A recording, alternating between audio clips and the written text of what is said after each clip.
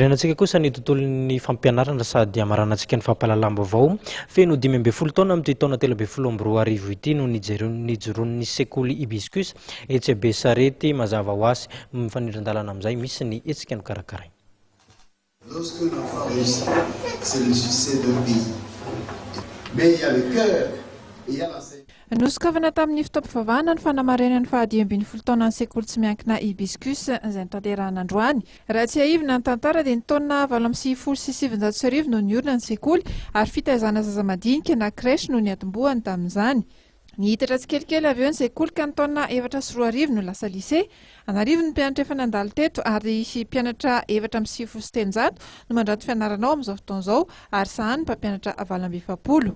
Dia marianay androany koa ny fetin-dreny satria raha pitsy moa fetin-dreny dia androany izay nefa niraba manokana ny reny rehetrarehetra eto Madagasikara. Engany ka ho lavo andro iainana ny reny rehetrarehetra dia mba vita ny didina ny tokantrano sy sahaniny. Dia isaorana eto koa ny sinu izay nanome andreo fanomezana ireo ankizy karakarainay. Nisy koa ny angano muzika nanome anay ny Feno. Dia tsy ary voatanisa izany ray aman-dreny isan-karazany izay nanomana izao.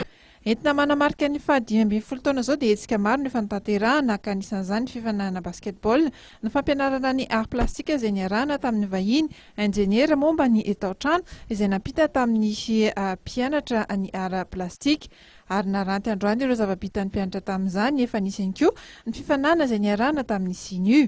Tamin'ity androany ity kosa dia nisy ny fampirantiana ny filatroana nataon'ny mpianatra ary narahana fety samihafa izay fehezam-boninkazo natolotry ny sekoly ho an'ny ireny ihany koa.